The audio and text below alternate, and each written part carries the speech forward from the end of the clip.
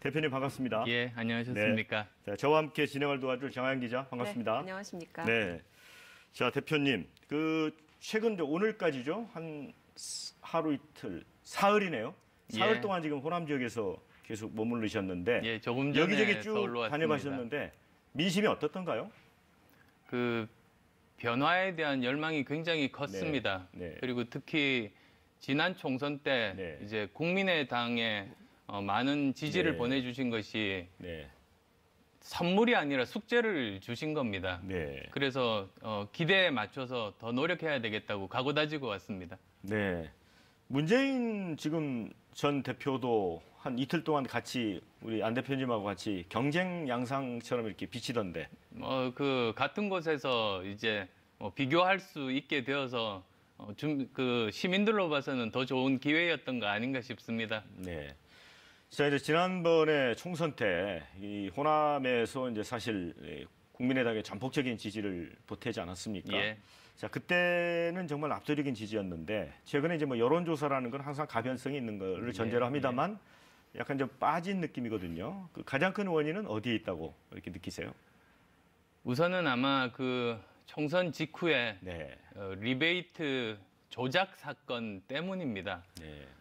그 총선 직후에 이제 정권 차원에서 이 국민의당이 굉장히 위협이 되는구나 네. 해서 그 내부에서 들었습니다. 한 달 동안 계좌 추적을 했다고 합니다. 네. 그런데 아무도 돈 받은 증거를 확보하지 못했음에도 불구하고 예. 이제 리베이트라고 이제 언론 보도하고 고발을 하게 된 겁니다.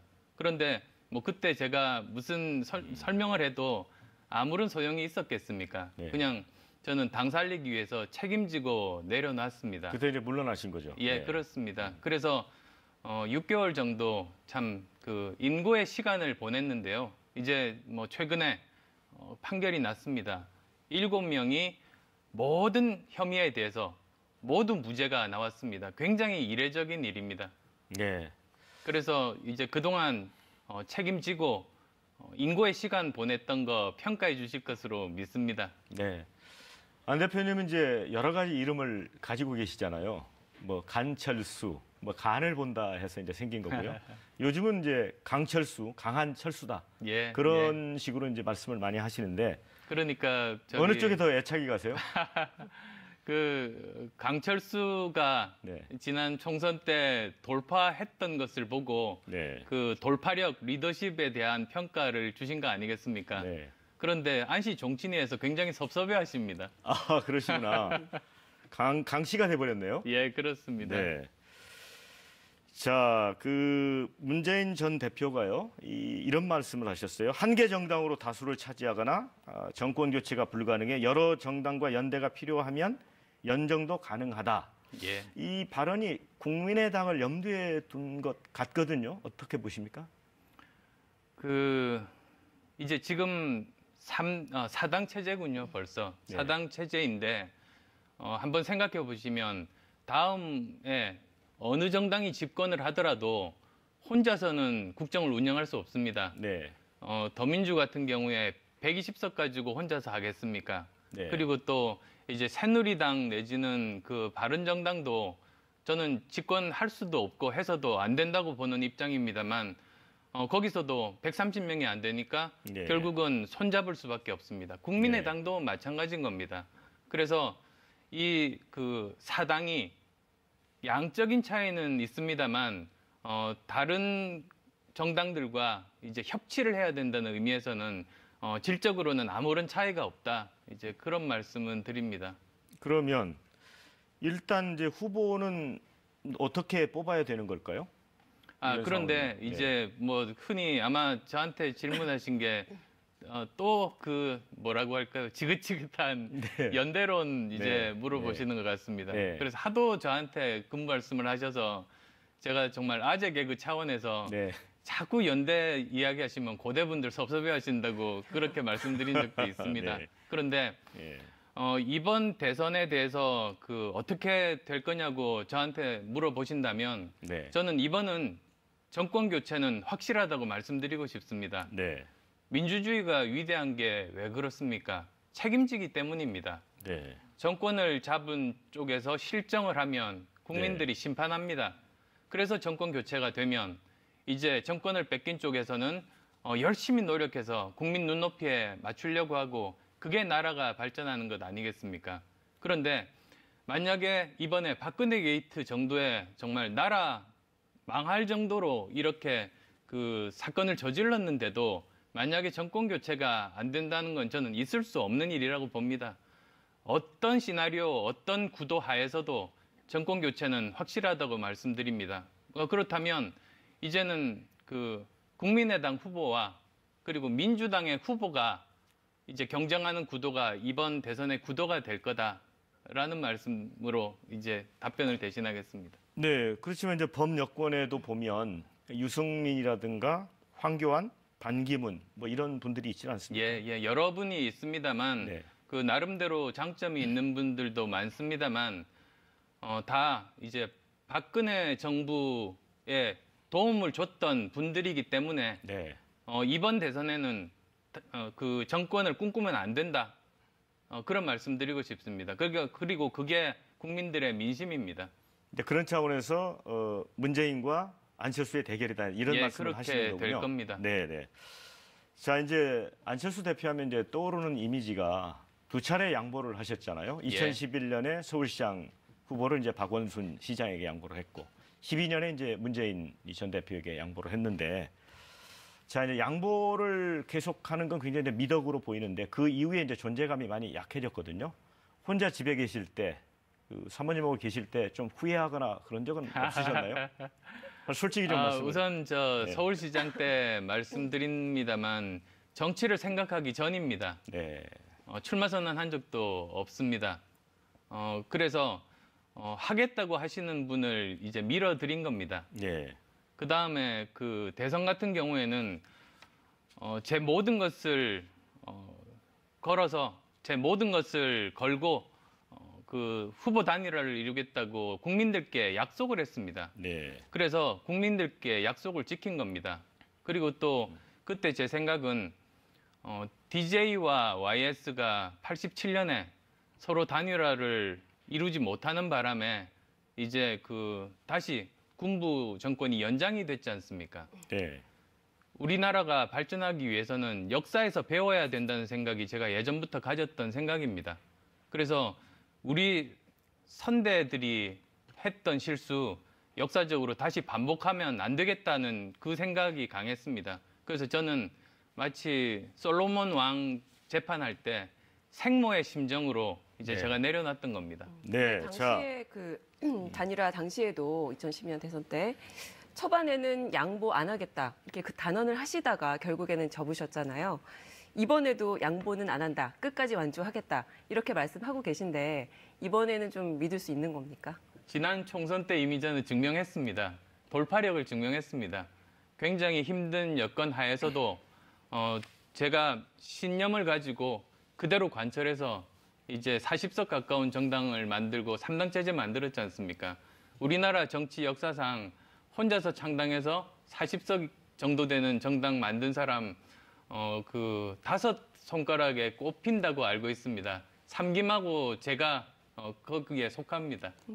그 2012년 대선 때에 대해서 지금도 당시에 문재인 후보를 제대로 돕지 못한 게 아니냐 이런 책임론이 계속 나오고 있습니다.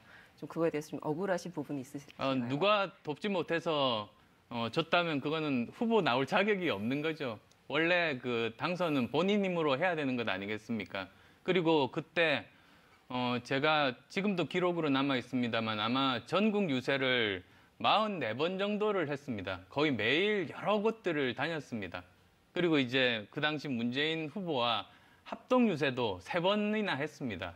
제가 이제 찾아보니까 예전에 같은 당임에도 불구하고 이제 그 이명박, 박근혜 그 두 분이 박근혜 후보가 그 당시에 경선에서 졌죠. 그런데 뭐 도와주기는 했습니다만 공동 유세는 안 했다고 제가 이제 들었습니다. 그런데 저는 당도 다르고 경선도 한 적이 없고 한데도 저는 그렇게 3번씩 공동 유세하고 40회 넘는 유세들을 했던 겁니다. 그게 다 보면 흑색선전입니다. 그러면 그때 5년 전 안철수 정치 신인이셨잖아요. 예. 그때의 안철수와 지금의 안철수 뭐가 가장 많이 달라졌을까요? 그 초심은 같습니다. 그런데 그 나라를 바꾸겠다는 염원은 더 강렬해졌습니다. 정치는 세상 바꾸는 거 아닙니까? 그런데 실제로 제가 정치 현장에 보니까 세상이 안 바뀌게 막고 자기 개인 욕심 채우는 기득권 정치가 너무나 많은 겁니다. 그래서 제 그 세상 바꾸겠다는 그 염원은 더 강해졌습니다. 네. 지금 자강론을 계속 말씀을 하고 계세요. 박 전 대표도 연대 얘기를 하시다가 이제 좀 자강론에 힘을 예. 실어주고 계신데 그런데 이 자강론이라는 것도 사실은 결국에는 이 연대를 하기 위해서 어떤 몸값을 올리기 위한 그런 게 아니냐는 얘기가 있어요. 그렇기 때문에 나중에 어떤 정치공학적인 구도를 위해서 박 전 대표도 대표로 선출된 게 아니냐 이런 얘기가 있습니다. 그렇지 않습니다. 원래 이제 지난 선거들을 잘 보시면 그 자기가 속한 정당에 대해서 믿음이 없거나 또는 자당 후보에 대해서 신뢰가 없는 정당이 승리한 예가 없습니다. 민주당이 아주 오랫동안 연전연패했던 것도 바로 그겁니다. 그리고 지금 또 새누리당이나 또는 바른정당의 경우 계속 바깥에 있는 분을 구애를 하는데 역시 그러면 성공하지 못합니다. 그래서 저는 너무나 당연한 당위론을 말씀드리는 겁니다. 자신에 대한 믿음도 없는데 어떻게 국민들께 믿어달라고 표를 달라고 하겠습니까? 그래서 뭐 좀 썰렁한 또 아재 개그를 하자면 그 자꾸 연대하는 것보다 그냥 우리 내부 그대로 가자 그 말입니다. 알겠습니다. 네, 대표님. 자, 그런데 이제 아까 말씀하신 대로 이제 대표님이 이제 후보가 돼서 대선에서 이제 대통령이 되셔야 이제 원하는 대한민국을 만들 수 있는 거잖아요. 예. 그러려면 이제 국민의당이 좀 외연도 확장하고 이래야 될 것 같습니다. 그래서 이제 예, 당내에서 당연합니다. 네. 반기문 전 사무총장 이제 영입에 대한 얘기도 좀 나오곤 했는데 뭐 최근에는 약간 좀 문을 걷어 잠그는 느낌도 들고요. 지금 어느 정도 상황에서 진행이 되고 있습니까? 우선은 어떤 분이 집권을 할 때 네. 그게 과연 정권 교체냐, 정권 네. 연장이냐, 네.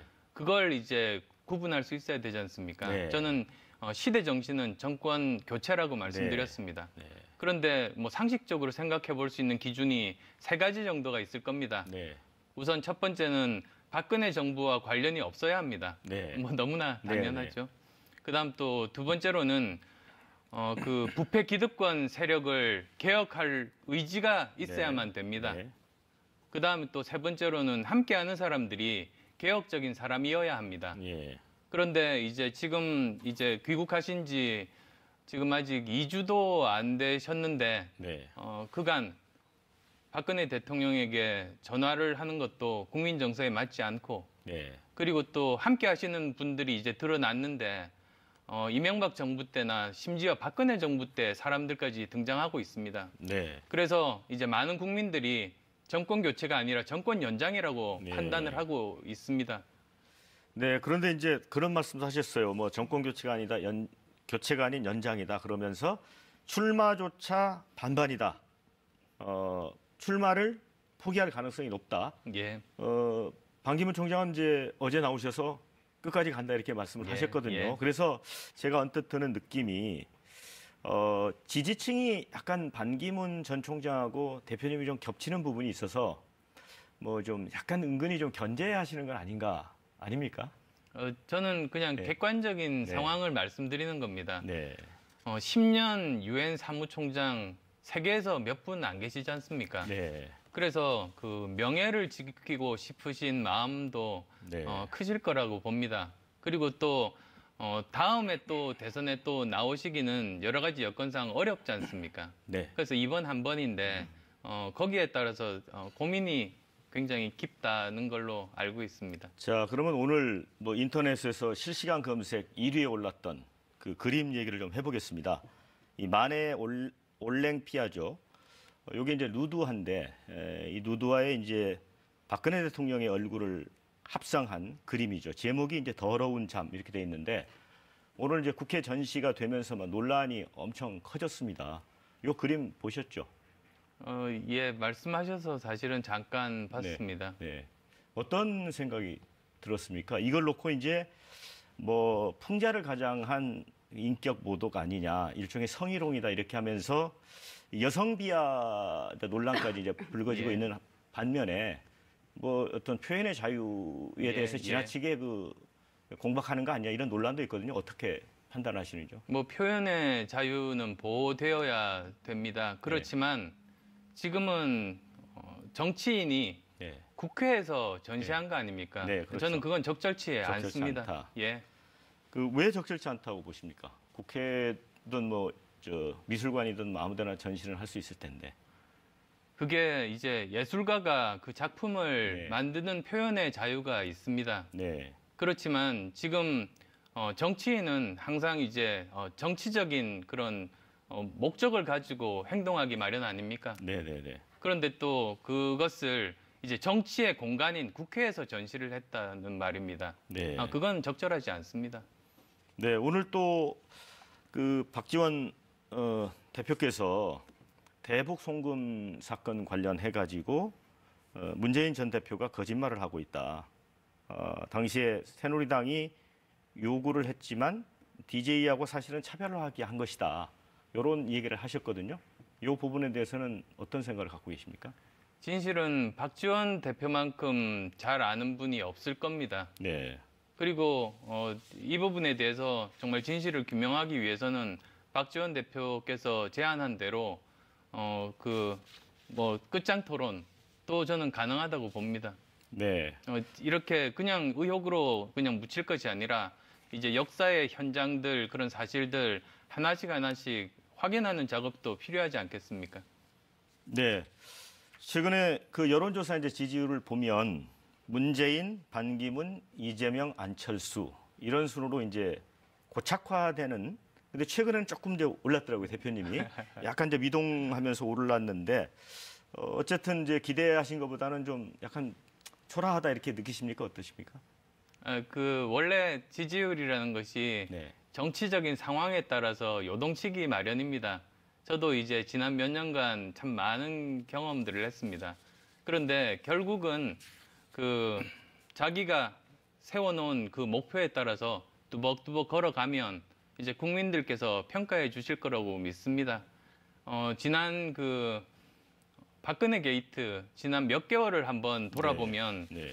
저는 그때 이제 생각했습니다. 이건 정치를 할 때가 아니라 나라 살리기 운동할 때라고 생각한 겁니다. 네. 그래서 그 당시에 그 제 개인의 이해득실 따지지 않고 최선의 이제 판단을 하고 행동으로 옮겼습니다. 다른 당보다 가장 먼저 박근혜 대통령 그 이제 물러가라고 당론을 정했습니다. 네. 퇴진 당론을 정했습니다. 그리고 또 이제는 더 이상 퇴진 정도로는 되지 않고 탄핵할 수밖에 없다고 생각했을 때 제가 야권의 대선 주자 8명을 요청을 해서 회의를 소집을 했습니다. 그리고 그 회의를 통해서 야3당이 전부 탄핵을 하기로 거기서 이제 결정이 난 겁니다. 네. 그래서 이제 탄핵에 이르기까지 정말 최선을 다해서 했습니다만 네. 돌이켜보면 그렇게 혼란스러운 국면에서는 합리적인 목소리는 잘 눈에 띄지 않는 법 아닌가 싶습니다. 네. 그런데 이제 어느 정도 자욱하던 먼지들이 이제 거치고 나면 네. 모든 행적들은 다 남아 있으니까 평가받지 않을까 생각합니다. 저도 약간 재밌는 얘기 좀 해보겠습니다. 뭐 사실 이 이제 유머가 떠돈지는 오래된 건데 오늘 보니까 홈페이지에 역시 안철수의 새정치 또 이렇게 돼 있더라고 여전히. 예, 그래서 예. 이제 시중에 나돌던 이제 말 중에 예. 대한민국에 저도 있는데 압니다. 없는 게 두 가지가 있다. 안철수의 새정치, 그다음에 박근혜 정부의 창조경제 뭐 이런 약간 예, 우스갯소리가 있었습니다. 김정은의 뭐도 있었습니다. 그래서 저를 이제 네, 뭐 그런 반열에 올린 거긴 한데요. 네, 근데 이제 그 새정치에 대해서 몇 년 전부터 저한테 물어볼 때 저는 이렇게 답했습니다. 그 세상 바뀌는 거를 막는 기득권 정치와 싸우는 게 새정치다. 네, 그리고 사욕 채우는 그 기득권 정치와 싸우는 거라고 네. 제가 이야기를 했습니다. 근데 그걸 또 모호하다고 이제 반응이 와서 네. 저는 한동안 더 쉽게 설명하려고 노력을 많이 했는데 네. 나중에 알고 보니까 이게 기득권 정치의 논리였던 겁니다. 네. 기득권이 뭡니까? 기득권은 지금 이 세상에 안 바뀌는 게 좋은 게 기득권입니다. 그런데 이제 새 정치를 통해서 기득권 바꾸겠다고 제가 나서니까 네. 어떻게든 흠집을 내야 되고 네. 거기에 대해서 뭐 무조건 이해 못하겠다, 모호하다고 했던 겁니다. 그래서 저는 그 다음부터는 뭐라고 비판하든 저는 기득권 정치와 싸우는 게 새 정치다라고 지금까지 계속 이야기하고 있습니다. 그러면 그 기득권 정치 말씀을 하셨는데 대표적으로 사례를 들어서 좀 말씀을 해주실 수 있나요? 어떤 성격을 가진 게 기득권 정치인지? 뭐 여러 가지입니다. 예. 우선 뭐 당연히 부정부패, 네. 그 다음에 또 책임지지 않는 것. 책임지지 않는 정치. 예, 네. 저는 대한민국 정치 만악의 근원이 책임지지 않는 거라고 네. 봅니다. 책임져야 되는데 네. 안 주고 계속 버티면 네. 물러나라고 요구하던 국민들이 다 지쳐가지고 그냥 놔둡니다. 네. 그 사람도 바뀌지 않고 아무것도 바뀌지 않고 그 똑같은 그런 실패가 다시 반복됩니다. 네. 근데 저는 책임져 왔습니다. 제가 지금까지 그 바로 직전에 리베이트 조작 사건 때 네. 그때 책임졌지 않습니까? 네. 그리고 그 전에 제가 지금까지 선거를 5번 치렀습니다. 네. 제가 직접 치른 국회의원 선거 2번, 당대표로서 지휘했던 선거가 3번입니다. 총선, 그리고 지방선거, 재보궐선거였습니다. 정치인이 당대표로서 치러볼 수 있는 모든 선거를 다 치러봤습니다. 네. 근데 그 중에서 재보궐선거 원래 저희가 5석 가지고 있었는데 4석을 얻었습니다. 네. 1석 뺏겼는데도 책임지고 내려놨습니다. 네. 그래서 책임지는 정치가 또 새 정치입니다. 이번에 좀 껄끄러운 질문 좀 드려보겠습니다. 한때 이제 안 대표님의 최측근이었던 이번에는 이제 다른 당에 가 있습니다만 이제 금모 의원이 책을 통해서 좀 소통의 부재다, 안철수 캠프의 문제점 이렇게 지적을 하면서 당시에 가장 큰 이유 중에 하나로 비선 라인을 지목을 했습니다. 뭐 특정인이라 이름을 대지는 않겠습니다만 뭐 박모 원장님을 이제 거명을 했는데 사실 최순실 게이트도 보면 비선 조직과 관련돼 있는 거 아니겠습니까? 이거는 좀 차원이 다른 문제라고 보시는가요? 예, 아마도 네. 제가 대선 후보 이제 사퇴하면서 네. 참 많은 실망, 섭섭함을 느낀 네. 데서 오는 것 네. 아닌가 싶습니다. 사실이 아닙니까? 아닙니다. 아니 그러면 우리 금모 의원님하고는 소통이 좀 잘 안 되셨나요? 아마도 뭐 의사결정 과정 중에 본부장급들 네. 의사소통 하면서 결정을 했는데 조금 이제 섭섭한 뭐가 뭐 있으신 그런 게 모양이죠? 있었나 봅니다. 네. 좀 전에 금태섭 의원 얘기를 하셨는데 뭐 금의원뿐만 아니라 송호창 전 의원이라든지 그 2012년 대선 당시에 많은 그 도움을 줬었던 분들이 지금은 많이 떠난 걸로 알고 있습니다. 이런 부분이 좀 어떻게 보면은 대표님의 좀 그 포용하는 리더십이 부족한 게 아니냐 이런 지적도 사실 있습니다.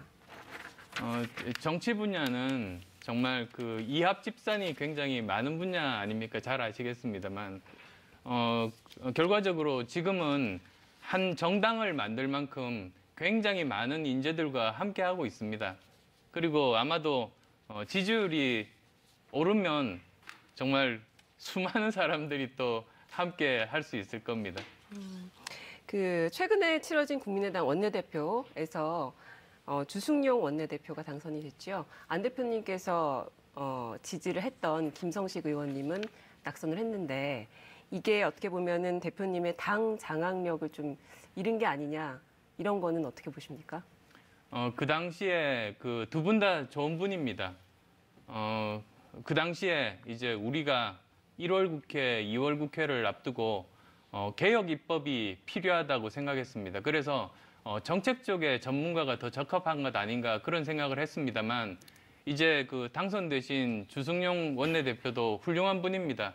지금 이제 함께 열심히 상의하고 최근에 지방에 함께 같이 방문하면서 여러 가지 호흡을 맞추고 있습니다. 네, 얼마 전에 광주 가셨다가 일요일인가요? 아, 예, 예. 네네. 지도부 중진 그룹 분들하고 폭탄주 드시는 장면이 방송에 나오던데요. 네. 어떤 그런 모습을 보여주시는 것도 좀 다시 그런 모습을, 좋은 모습을 보여주시려고 노력하시는 건가요? 예, 그러니까 이제 우리 당이 이제 똘똘 뭉쳐서 우리는 운명 공동체고 함께 국가를 구하기 위해서 이번 대선을 돌파하자.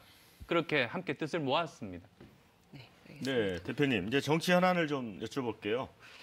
그러기 시작하기 전에 제가 보니까 87년 이제 헌법이 개정되고 나서 예, 직선제 대통령이 이제 6분이 나왔습니다. 박근혜 대통령까지. 예.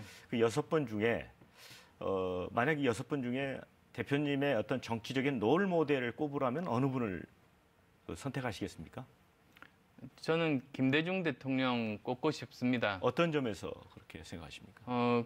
특히 이제 다가올 시대에 대한 그 네. 해안, 네, 그리고 준비가 네, 굉장히 철저한 분입니다. 네, 뭐 일례로 IT 혁명에 대해서, 네, IT 산업의 중요성에 대해서 대선 이전부터 사실은 주장을 했었고, 네, 이제 대통령 당선되신 이후에 그게 단순히 공약에 그친 게 아니고 실제로 그 부분을 잘 이해하고 실제로 산업을 일으켰지 않습니까? 네, 그래서 우리가 지금도 저 휴대폰으로 대표되는 이 IT 산업으로 먹고 살고 있습니다. 20년 먹거리를 만든 네. 겁니다. 문제는 이제 한계에 다다랐습니다. 이제 앞으로 또 20년 먹거리를 찾아야만 되는 그런 상황입니다. 그런데 지금은 4차 산업혁명 시대입니다. 그래서 저는 4차 산업혁명 시대에 예전에 김대중 대통령께서 IT 혁명 시대에 하셨던 것처럼 향후 20년 먹거리를 찾겠다는 그런 그 각오를 불태우고 있습니다. 네. 자, 이제 4차 산업혁명 얘기 나왔으니까 이 부분에서 조금 논의만 더 해볼게요. 아, 예. 이제 AI, 인공지능의 이제 등장이 뭐 이제 새로운 일자리나 이제 산업에서 영역을 키우는 측면이 있지만 저는 사실 실업 문제와 관련해서 좀 맞습니다. 관심이 많거든요. 네. 예를 들어 이제 과거에 이제 산업혁명은 단순하게 이제 단순 노동을 하는 사람들이 실직자가 됐지만 지금 보면 인공지능 때문에 기자들도 이제 일자리를 잃게 될 수도 있고 의사도 예, 지금 그렇습니다. 그 인공지능 의사가 나오지 않습니까?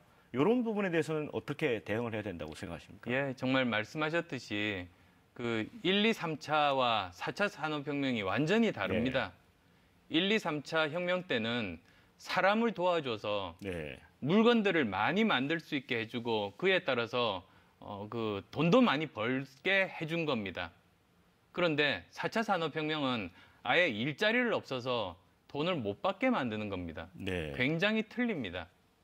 그리고 또 특성도 다릅니다. 1차가 증기기관, 2차가 전기, 3차가 IT인데 한 가지 기술로 이제 혁명들이 일어났습니다. 근데 4차 산업혁명은 융합혁명입니다. AI를 포함해서 또는 그 자율주행 자동차를 포함해서 클라우드를 포함해서 모바일을 포함해서 여러 다양한 첨단 기술들이 융합한 혁명이 4차 산업혁명입니다. 네. 이제 제가 질문을 드린 내용은 오바마 정부가 이제 보고서에서 낸 걸 보면 10년 안에 47%의 직업을 가진 예, 사람들이 그렇습니다. 일자리를 위협받게 될 것이다 이런 예. 거거든요. 그러니까 저희가 이제 막연히 4차 산업혁명에 대해서는 굉장히 이제 밝은 측면에서 보고 있는데 예. 이런 일자리 측면을 만약에 대표님이 대통령이 되신다면 어떻게 대비하겠느냐 그거를 질문을 드린 겁니다. 예. 그러니까 지금 없어지는 일자리들은 네. 아주 많은 숫자가 제조업 일자리들이 많습니다. 대신에 또 새로 생기는 일자리들은 지식 정보 산업 관련한 일자리들이 많습니다. 네. 실제로 작년에 월드 이코노믹 포럼에서 그 예측치를 발표한 바 있습니다. 700만 개의 일자리가 사라지고 200만 네. 개가 생길 거라는 겁니다. 그럼 500만 개가 부족하지 않습니까? 근데 저는 우리나라는 다른 외국과 좀 다른 특성이 있는 것이 네. 우리는 교육 수준이 굉장히 높은 나라입니다. 네. 다른 나라보다도 훨씬 더 지식 정보 산업 쪽에 그런 일자리들을 많이 만들 수 있습니다. 그쪽에 우리는 집중하는 것이 맞다고 봅니다. 제가 보기에는 교육혁명이 좀 수반이 돼야 될 것 같은데요. 그렇습니다. 그렇습니다. 기존의 지금 중고등학교에서 배우는 교육 시스템이나 이런 거 가지고는 안 될 것 같습니다. 예, 100% 교육 동감합니다. 개혁과 관련해서 어떤 특별한 정책을 갖고 계신 게 있습니까? 생각하신 게? 저는 나라의 근간이 교육이라고 봅니다. 그리고 지금 위기 상황인데 이 교육 개혁으로 저는 돌파해야 된다. 그게 가장 그 근간이라고 보는 입장입니다. 그러면 어떻게 개혁할 것인가, 혁명할 것인가? 제가 생각하는 방향이 세 가지입니다. 네. 우선 첫 번째로는 지금 교육부 없애야 됩니다. 네. 왜냐? 지금 교육부는 장관 바뀔 때마다, 대통령 바뀔 때마다 계속 교육 정책, 입시 정책 계속 바뀝니다. 그 교육부 없애자는 거는 제 그 늦둥이 아들 중3하고 똑같습니다. 그건. 예, 네. 예, 그렇습니다. 네. 그게 그 일반 국민들이 다 이제 느끼는 거 아니겠습니까? 네. 그리고 또 그렇게 일관성도 없을 뿐더러 그 지금은 창의적인 인재를 키우려면 자율성을 부여해야 됩니다. 근데 네. 지금은 명령을 하니까 앞에서 끌고 가니까 네. 자율성이 훼손돼서 창의적인 교육이 안 일어납니다. 이걸 바꾸려면 어떻게 해야 되는가? 교육부 없애고 대신에 국가교육위원회와 네. 교육지원처로 재편하는 겁니다. 왜? 국가교육위원회에서는 모든 전문가 여야가 다 참여해서 네. 향후 10년 계획을 합의합니다. 네. 매년. 네. 또 그 다음에 10년 계획, 10년 계획. 그렇게 네. 되면 어떻게 되는가? 그게 바로 영어로 롤링 플랜이 되는 겁니다. 네. 연속성이 보장돼서 100년 동안 그 체제가 그대로 갈 수 있습니다. 네. 그러면 대통령이 바뀌어도 교육 정책은 바뀌지 않을 겁니다. 교육부는 교육 지원처로 이제 지원만 해주면 됩니다. 나머지 두 가지는 어떻게 하면 초중고 대학교 교육을 창의 교육으로 바꿀 건지, 그다음 세 번째로는 중장년층들도 4차 산업혁명 시대에 살아남게 하기 위해서 국가가 그분들의 교육을 책임져야 한다. 지금의 그 평생 교육을 100배 수준으로 이제 강화해야 된다는 말씀 드리겠습니다. 네, 제가 이제 오늘 그 어느 학부모한테 이걸 꼭 물어달라고 해서 하나 질문을 드리겠는데요. 그 이제 최근에 그 입시 제도가 많이 바뀌지 않습니까? 예, 예를 예. 들어 지금 영어만 해도 이제 수능에서 절대평가로 도입이 되고, 그다음에 이제 지금 중3 학생들은 문이과 통합을 한다고 해가지고 고등학교에 들어가면 이제 물리를 배우게 됩니다. 예, 그렇다 보니까 물리 학원에서 선행 학습을 하고 있다고 해요. 그러니까 이 정부의 교육부의 잦은 그 교육 정책 변경이 사교육으로 연결되는 맞습니다. 이런 부분에 대해서는 어떻게 해결하시겠어요? 그러니까 이제 아까 말씀드린 교육부 폐지로 아예 그 정부 기관 구조 자체를 바꾸게 되면 네, 장기적으로 변하지 않거나 또는 그 정책에 따라서 예측 가능한 그런 변화를 만들어낼 수가 있는 겁니다. 네. 자, 정한 기자, 개헌 관련해서 한번 질문을 해보시죠. 네. 네, 개헌 지금 대선 주자들 사이에서도 이 개헌을 가지고 입장이 좀 조금씩 엇갈리고 있는데요. 대표님께서는 이 대선 주자들이 개헌 공약을 미리 내걸고 2018년 지방선거 때 투표를 해야 한다. 이 입장을 계속 말씀하고 계시죠. 예. 이 개헌 시기와 방향 어떻게 해야 한다고 보십니까? 우선 개헌은 필요합니다. 그리고 최적기는 말씀하신 대로 2018년 지방선거 때 동시에 치르는 겁니다. 우선은 왜 개헌이 필요한가? 아마 이번 박근혜 게이트로 느끼셨을 겁니다. 제왕적 대통령제가 문제 아닙니까? 근데 왜 제왕적 대통령이냐? 미국 대통령과 이름은 같은데 너무 권한이 다릅니다. 미국 대통령은 집행권 하나만 가지고 있습니다. 그런데 한국 대통령은 집행권뿐만 아니라 예산권, 인사권, 그리고 입법권, 감사권까지 5대 절대 권력을 가지고 있습니다. 그리고 또 미국 대통령은 잘 그 균형과 견제 시스템 하에서 일을 합니다. 대표적으로 대통령을 견제하는 것으로 상하 그 양원제, 양원의 그 의회주의제, 그 다음에 두 번째로는 연방제, 각 나라처럼 움직이지 않습니까? 그 다음 또 세 번째로는 잘 구성된 지방자치제입니다. 근데 우리는 셋 다 그렇게 되어 있지 않다 보니 미국 대통령은 하루 종일 전화 걸고 사람 만나야 되는데 한국 대통령은 출근 안 해도 아무도 모르는 겁니다. 그래서 이제 이걸 바꿔야 됩니다. 제왕적 대통령제를 바꿔야 되는데 그 왜 제가 기간을 2018년 지방선거라고 했냐고 하면은 국회에서 논의하는 시간이 필요하고 그리고 일반 국민들에게 공론화 과정이 필요합니다. 어떤 분은 그러세요. 국회에서 금방 될 거다. 제가 보기에는 그렇지 않습니다. 개헌하자는 사람은 많은데 강론이 다 틀립니다. 그러면 시간이 어느 정도 걸리기 마련입니다. 그리고 그렇게 국회에서 합의됐다고 바로 국민투표 붙이는 거는 지금 광장에 나와 있는 국민들 민심과 반합니다. 개헌 방향에 대해서 세부적인 것에 대해서 시민사회 분들을 비롯한 전문가분들은 알고 계시지만 일반 국민들은 잘 모릅니다. 치열하게 공론화 과정을 일정 기간 거쳐야 이게 제대로 된 개헌이 될 수 있다고 봅니다. 그럼 대표님께서 생각하시는 우리나라 현실에 맞는 이 권력구조 모델은 어떤 겁니까?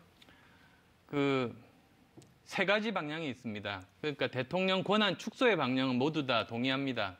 그런데 권한 축소용 대통령제가 있을 거고, 그 다음에 의원 내각제가 있습니다. 그 다음에 이제 둘을 섞은 이원집정부제가 있습니다. 그런데 그 중에서 저는 의원 내각제는 시기상조라고 보는 입장입니다. 왜 그러냐면 지금 국민들이 대통령보다도 국회에 대한 신뢰가 더 낮습니다. 지금 신뢰를 못 줬습니다.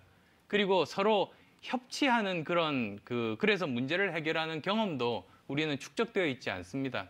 그래서 지금은 시기상조이고, 그러면 이 내각제를 제외한 두 가지 권한 축소형 대통령제 내지는 그 이원집정부제 둘 중에서 선택하는 것이 맞는 방향이라고 봅니다. 네, 이번 그 대선을 앞두고 결선 투표제 얘기도 지금 하고 계십니다. 이게 좀 위헌 소지가 있다고도 하는데 논란이 되진 않을까요? 그 위헌 소지 이야기는 개혁 입법 때 항상 나오는 얘기입니다. 그런데 실제로 입법이 된 다음에 헌재에 물어보면 대부분 그 위헌 아니라고 판결이 많이 났습니다. 그리고 또 만약에 어떤 게 옳은 방향이라고 하면 아무리 어려워도 그걸 관철하는 게 정치 아닙니까? 예를 들면 경제가 어렵습니다. 살릴 방법이 마땅치 않습니다. 그렇다고 경제 안 살릴 겁니까? 그럼 정치를 왜 합니까? 그게 정치의 역할인 겁니다. 그 대선 결선 투표제가 필요한 이유가 있습니다. 절박합니다. 약간 길어질 수도 있는데요. 간단하게 세 가지만 말씀드리겠습니다. 우선 첫 번째는 다음 대통령은 이미 눈이 높아질 대로 높아진 국민들의 따가운 시선을 마주하게 됩니다. 그런데 다자대결에서 30-40% 정도 받고 당선이 되면 굉장히 많은 사람들이 팔짱 끼고 바라볼 겁니다. 그러다가 바로 비판을 하기 시작하면 저는 2년차 때 레임덕 갈 수 있다고 봅니다. 그래서 가능하면 50% 이상의 지지를 받아야 지금 현안들 그 개혁 과제들을 할 수 있다는 말씀입니다. 그다음에 결선 투표제 그다음 두 번째는 60일 선거 기간이니까 사상 최악의 네거티브 선거가 될 겁니다. 근데 그건 바람직하지 않지 않습니까? 정책을 가지고 다퉈야지 이 문제 해결하죠. 근데 이 결선 투표제가 되면 네거티브 선거 막는 효과가 있습니다. 왜냐? 네거티브 선거 열심히 해서 2등 안에 들어도 적이 너무 많으면 1등 못 합니다. 그래서 처음부터 네거티브 주저하게 됩니다. 정책 선거를 더 할 수 있다는 말이죠. 마지막으로 세 번째로는 지금 아까도 물어보신 것처럼 지금 연대설이 난무합니다. 연대설 난무하면 실제로 저 사람이 뭘 하겠다는 컨텐츠 경쟁이 안 되는 겁니다.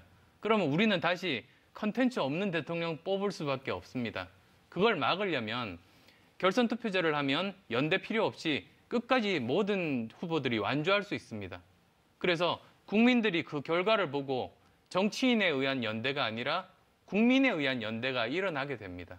네, 대표님 이번에는 이제 경제 문제 좀 짚어볼게요. 재벌 개혁 문제하고 비정규직 문제 이 두 가지로 질문을 드릴 텐데 그 카이스트 교수 하실 때 삼성동물원, LG동물원 이런 말씀하신 적 있죠? 왜 그랬습니까? 네. 왜 그런 말씀하시죠? 그 이유가 우리나라가 이제 앞으로 더 성장하려면 대기업만 잘 되는 구조는 안 된다고 생각했습니다. 그런데 우리나라 대기업들이 중소기업, 벤처기업과 함께 상생하는 그런 생태계를 만드는 것이 아니라 착취하는 동물원을 만들어서 이용만 하고 그 동물원에서 굶어 죽게 만드는 구조인 겁니다. 그걸 깨야지 우리 미래가 있고 대기업의 미래가 있다고 말씀드렸습니다. 자, 그렇다면 이제 정치에 투신한 지 이제 수년이 지났습니다. 예. 그리고 카이스트 교수할 때 비하면 몇 년이 지났습니까? 지금 이제 5년째 5년 지났죠. 예. 그럼 그때 동물원에 이 재벌 그룹을 이제 비유를 하셨는데 예. 지금은 좀 상황이 나아졌나요? 똑같습니까?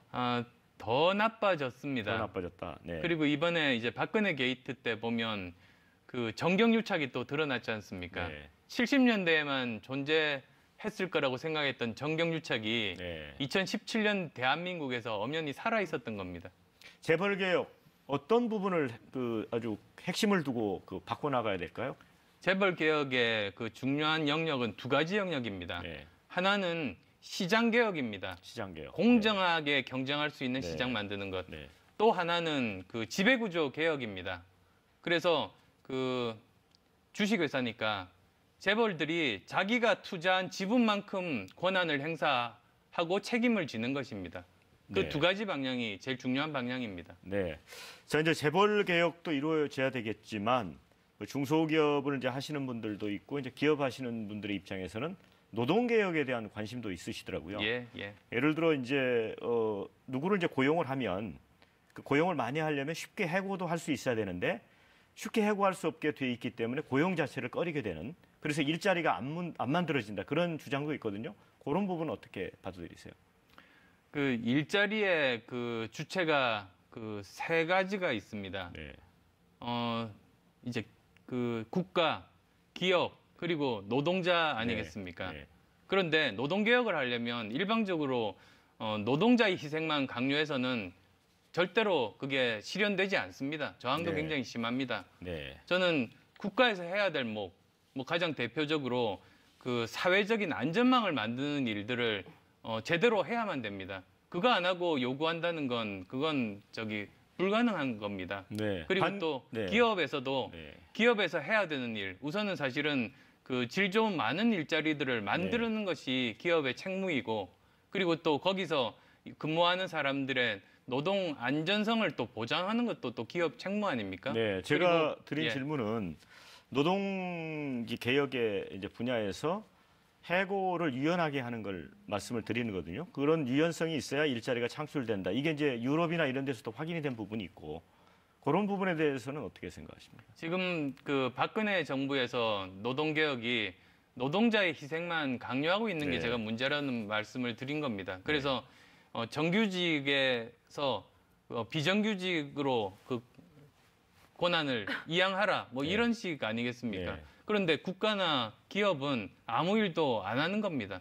이런 문제들을 제가 지적해서 말씀드렸습니다. 네, 자 대한민국의 비정규직 노동자가 몇 분이나 계신 것 같습니까? 대충 기준마다 조금 차이가 있습니다. 예, 네. 차이가 있습니다. 그 노동계에서 주장과 네. 그다음에 이제 네. 정부 통계가 차이가 있습니다. 한 800만 명 정도 지금 600에서 800만 800만 정도로 이제 봅니다. 계산을 하던데 그분들이 이제 받는 평균 임금이 한 150만 원 예, 예. 되고 정규직 노동자는 한 270만 원 정도 되더라고요. 예. 월 평균 임금이. 그리고 또 중소기업, 대기업도 또 다릅니다. 네네. 또 뭐 국민연금 가입률도 다르고 예, 이 정규직과 비정규직 문제를 해결하는 데 있어서 물론 이제 정부 차원에서 할 부분도 있지만 이른바 이제 그 정규직 노조가 있지 않습니까? 예. 비정규직 노조가 있는데 예. 그래서 일종의 이제 귀족 노조라고 이제 그 비판적으로 보는 분들도 있는데 그런 노조와 노조 간의 어떤 양보 이런 것도 필요한 거 아닐까요? 그것도 필요합니다. 네. 그래서 그 노조들도 이제 비정규직 노동자들도 함께 사실은 고민을 하고 상생을 해야 됩니다. 네. 그리고 또 이제 기업에서도 사실은 그 몫을 다해야 되고 정부에서도 사회적인 안전망을 제공해줘야 그 다 설득이 가능합니다. 네. 네, 지금 어느 때보다 이 한미 또 한중 한일 관계가 굉장히 중요해지고 있습니다. 이 사드 배치 당초에는 좀 반대하는 입장이었다가 최근에 이 정부 간의 협약은 불가피하다 이렇게 좀 입장이 바뀌신 걸로 알고 있는데 어떤 입장이신 겁니까? 이제 미국과 협약을 하기 전과 하기 후가 다를 수밖에 없지 않습니까? 상황이 바뀌는데도 그 대처 방법이 똑같으면 오히려 더 문제입니다. 그래서 이렇게 말씀드리겠습니다. 외교에서 가장 중요한 부분 두 가지가 하나는 그 최고의 그 가치는 판단 기준은 국익이다. 그다음 또 두 번째로는 정부 간의 협약을 그 전 정부에서 맺었다면 그 다음 정부에서 그걸 완전히 백지화시키기는 힘든 법이다라는 겁니다. 이제 그런 관점에서 이제 바라봐야 됩니다. 그래서 이제 다음 정부 때 그 당시에 상황들을 고려해서 국익의 최선의 방안을 찾아야만 되는 것 아닙니까? 네. 지금으로서는 찾을 수 있는 방안은 이제 중국과 미국 양국을 설득하는 겁니다. 그래서 그 중국에 대해서도 그 우리는 북핵 위협 때문에 이 한미 동맹이 중요하다. 그런데 지금은 북한 대북 제재 국면입니다. 중국의 협력이 있어야 이 제재가 가능합니다. 그러니까 그 제재에 중국이 동참을 하고 거기에 따라서 이제 북핵 문제가 이제 해결의 실마리가 풀리기 시작할 때 그때 우리가 미국의 사드 배치 철회를 요구할 수 있다. 이 정도로 서로 협의를 하는 것이 가능한 방법이라고 봅니다. 네, 지금 아무래도 이 북한의 북핵 문제도 북핵 위협도 점점 고조되고 있는 상황인데 이 같은 남북 관계는 좀 어떻게 풀어야 된다고 보십니까? 저는 지금 제재 국면입니다. 유엔 제재 결의 하에 있습니다. 그런데 이런 상황에서도 저는 대화를 해야 된다고 봅니다. 왜냐? 예전에 그 레이건 대통령 때 그 당시 소련과 군축 경쟁을 했습니다. 엄청나게 심한 그 경쟁이었습니다. 그럼에도 불구하고 서로 대화를 했던 겁니다. 마찬가지로 지금 우리가 왜 제재를 하는가? 그 제재의 목적이 무언가를 우선 살펴보면 어느 나라를 제재를 해서 그 체제가 붕괴된 예가 없습니다. 그러면 왜 하는가? 그 이유는 제재를 함으로써 우리가 원하는 시기에 원하는 조건으로 대화 테이블을 열기 위해서입니다. 즉 제재의 끝에는 대화 테이블이 있습니다. 이란도 마찬가지였고 다 마찬가지입니다. 그러니까 지금은 우리가 이제 대화해야 됩니다. 대화하면서 여러 가지 상황들을 이제 다시 협상을 하고 그래서 가능하면 우리가 원하는 그런 시기에 원하는 조건에 대화 테이블을 만드는 노력들을 우리가 주도적으로 해야 된다고 말씀드립니다. 네, 이제 얼마 뒤면은 개성공단 폐쇄 1년이 되거든요. 이 개성공단 재개, 금강산 관광 재개 이 문제도 좀 풀릴 수 있을까요? 지금 제재 국면이어서 여러 가지로 어려움이 있습니다. 그런데 그것 포함해서 전부 이제 그 대화를 통해서 이제 이야기할 수 있는 그런 부분들입니다. 네, 그 한일 위안부 합의 재협상 이 문제도 좀 여쭤보고 싶습니다. 예, 그 문제는 지금 그 직전에 그 사항들하고 조금은 다릅니다. 왜냐하면 당사자 생존자분들이 살아 계십니다. 역사 문제입니다. 그래서 이 부분은 다음 정부에서 재협상해야 합니다.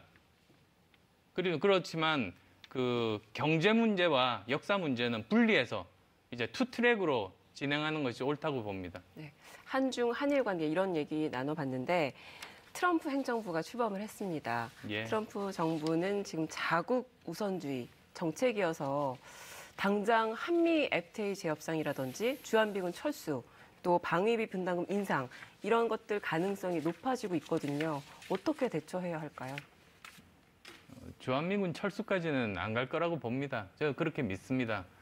그렇지만 이게 또 위기인 동시에 우리에게 기회일 수 있습니다. 무슨 뜻이냐면 도널드 트럼프 대통령은 모든 것을 다 협상 테이블에 올려놓고 원점에서 서로 논의하고자 하는 그런 입장 아니겠습니까? 그렇다면 우리가 미국에 줄 것도 있습니다만 우리가 또 요구할 것도 있습니다. 예를 들면 우리가 계속 원했던 소파 협상 그 개정이라든지 또는 미사일 사거리 협상이라든지 우리가 또 얻을 수 있는 게 있습니다. 그래서 우리가 좀 더 그 권한을 가지고 그리고 주도적으로 일들을 진행할 수 있는 또 기회이기도 합니다.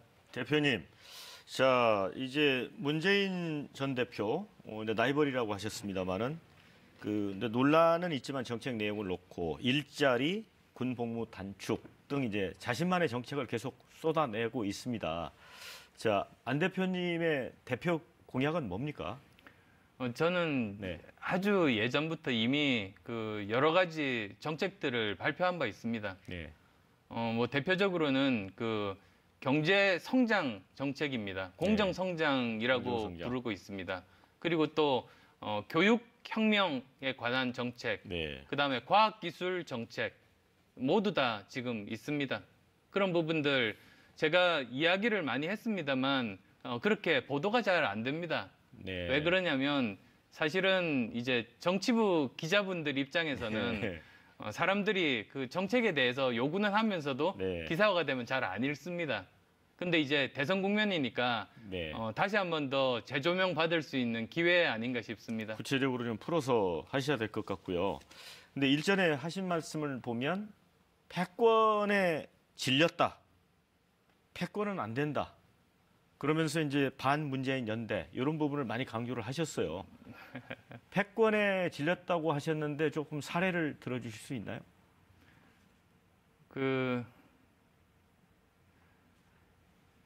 이제 이번 대선은 뭐 저와 문재인 전 대표 간의 대결이 될 거라고 말씀드렸지 않습니까? 같은 당에 계셨기 때문에 제가 질문을 드리는 겁니다. 예. 그런 사례들이 있는지. 네. 우리나라는 5천만 명 사는 나라입니다. 네. 그리고 정말로 놀랍게도 모든 분야의 전문가들이 세계적인 수준의 전문가들이 많습니다. 네. 근데 그러함에도 불구하고 이 국민들을 반을 적으로 돌리고 네. 그리고 나머지 절반 중에서도 그 자기가 만나본 사람 그 중에서도 자기 말을 잘 듣는 사람들과만 함께 한다면 그거야말로 굉장히 폐쇄적이 됩니다. 그런 것들이 사실은 패권 세력들의 특징입니다. 박근혜 정부도 마찬가지였습니다. 네. 그런 것들이 없어야 한다는 뜻에서 말씀드린 겁니다. 그러면 국민의당 창당 과정에서 이 패권과 관련이 있는 겁니까? 처음 국민의당 창당했을 때 모든 것은 다 이제 혁신해야 한다는 주장에서 시작됐습니다. 네. 그 당시에 새정치민주연합이 혁신하지 않으면 미래가 없다. 네. 절박감을 통해서 했지만 받아들여지지 않았습니다. 네. 그래서 나온 겁니다. 자, 이제 안철수 현상은 이제 아주 착한 기업인 선한 의지를 가진 새로운 정치인이 등장했다. 이렇게 해서 이렇게 불이 붙은 것 같거든요. 그런데 그 이후에 그게 굉장히 매력이었는데 우유부단하고 또 우물쭈물하고 그래서 이제 간철수라는 별명까지 얻으셔서 그런 것 같은데 앞으로의 행보에서는 그런 모습이 좀 보기 어려울 것 같군요. 예. 그게 다 흑색선전입니다. 사실 저 말씀드렸습니다만 항상 저는 결단의 연속이었습니다. 네. 정치하기 전도 그랬고 정치한 후에도 마찬가지였습니다. 네. 근데 이제 그걸 이제 다르게 색칠을 한 겁니다. 그렇지만 이번에 네. 지난 총선을 보시면 돌파력 그리고 리더십 다 실증했다고 봅니다. 문재인 전 대표는 준비된 대통령이라는 언급을 많이 하십니다. 안 대표는 이와 관련해서 또 자꾸 나이벌이라고 하시니까 그러면 어떤 워딩을 써서 말씀을 해주시겠습니까? 글쎄요, 대통령은 본인이 하고 싶다고 되는 게 아니라 네. 시대가 요구하는 사람이 된다는 믿음을 가지고 있습니다. 네. 그러면 이 시대에 어떤 사람을 이제 필요로 하는가 몇 가지 기준이 있다고 봅니다. 우선 첫 번째로는 정직한 사람입니다. 네. 박근혜 대통령 거짓말을 보면서 정말 기본이 안 돼 있는 이 나라를 보면서 네. 그 미덕은 네. 다시 더 강조해도 지나치지 않습니다. 네. 두 번째로는 이제 깨끗한 국정 운영 아니겠습니까? 예. 정치적으로 신세진 사람이 적어야 그래야 깨끗하게 국정을 운영할 수 있습니다. 그리고 이제 세 번째로는 정치적인 성과물입니다. 이 정치 분야에서 여러 가지 어려움을 뚫고 그 정치적인 결과물을 보여준 사람이 선택받을 겁니다. 저는 3당 체제 만들었고 네. 그건 우리나라 정치 역사상 몇 명 되지 않고 특히 현역 정치인 중에서는 저밖에 없다고 말씀드립니다. 네. 그리고 이제 네 번째로는 책임지는 사람입니다. 책임 안 지는 게 대한민국 정치 만악의 근원인데 과연 지금까지 책임져 왔는가입니다. 그리고 다섯 번째로는 미래를 준비할 수 있는가입니다. 지금은 산업화, 민주화 시대 넘어서 정보화 시대도 넘어서 4차 산업혁명 시대입니다. 지금은 비서진의 그런 보고서만 보고 판단할 수 없는 상황입니다. 그래서도 이제는 정말 그런 것에 대한 기본적인 이해가 이 시대를, 어려운 시대를 헤쳐가는데 정말로 중요합니다. 우리나라도 전문가들과 토론 가능한 대통령 가질 때가 됐지 않습니까? 네. 자, 대표님께서 이제 그 말씀하셨잖아요. 이제 시대적 정신이 이번에는 정권을 교체하는 거다. 예. 그러면 이제 야권에서 정권을 이제 가져와야 되는 건데, 예를 들어 문재인 전 대표하고 이제 이렇게 가다 보면 뭐 위기 상황이 올 수도 있지 않겠어요? 예를 들어 야권이 뭐 후보를 단일화해야 된다든가 이러면은 이번에도 또 양보를 하시겠습니까? 이번에 그런 일이 없을 겁니다. 오히려 이제 그 정권 교체는 어떤 시나리오나 어떤 구도 하에서도 저는 100% 당연하다라고 보고 끝까지 그렇게 되면 네. 이제 그 두 후보 가운데 네. 누가 더 좋은 정권 교체인가, 네. 나라 살리는 정권 교체인가 그렇게 이제 마음 놓고 선택하실 수 있을 겁니다. 네. 자, 말씀 잘 들었습니다. 자, 어느덧 이 마무리